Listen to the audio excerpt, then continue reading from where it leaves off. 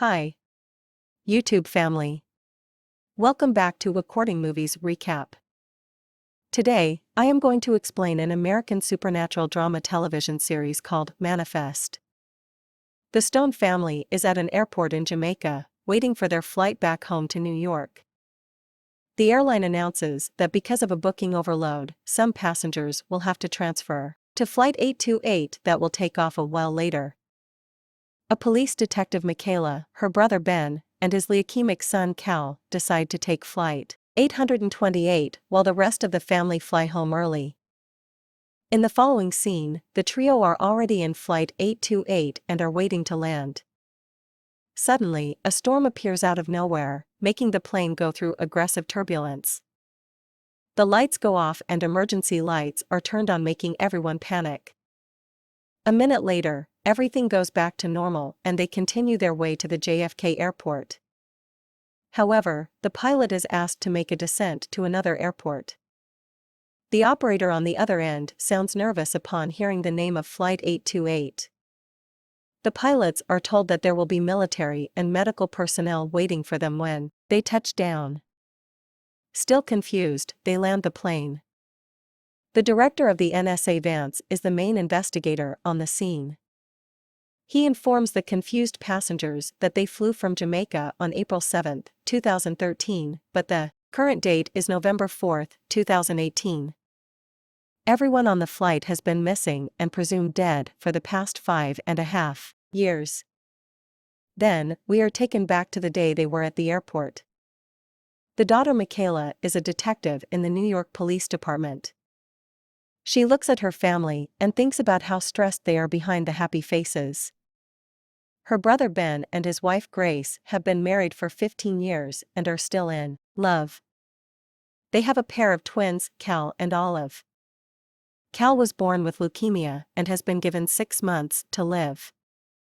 Ben and Grace are always worried about their son, helplessly trying to find a way to save him.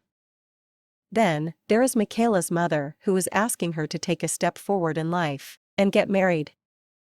Michaela was recently proposed to by her long-term boyfriend Jared.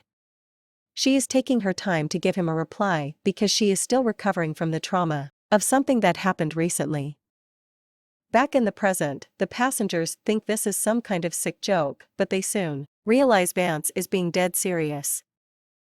Upon further investigation, it is clear that the passengers haven't aged a single day since the departure.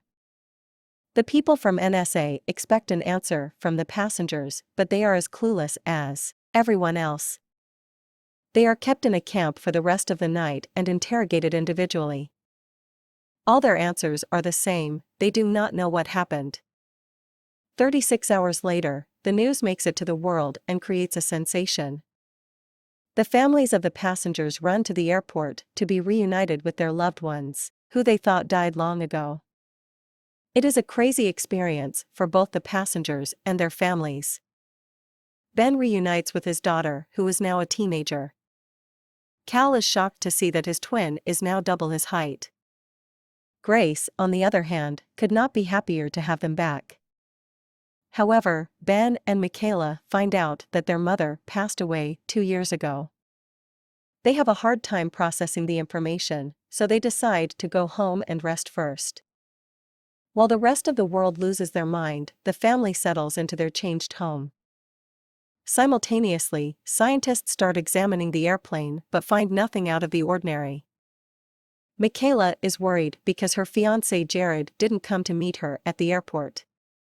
She goes to her workplace to meet him and is greeted by a senior detective. He welcomes her back to the job even though she has been MIA for 5 years. Other than the return of Flight 828, the news about 2 girls being abducted from their backyard has also made the television. Jared is the lead detective on the case and is very busy. Upon meeting him, Michaela finds out that it is not the only reason he didn't come to meet her. It turns out, he married her best friend Lord last year.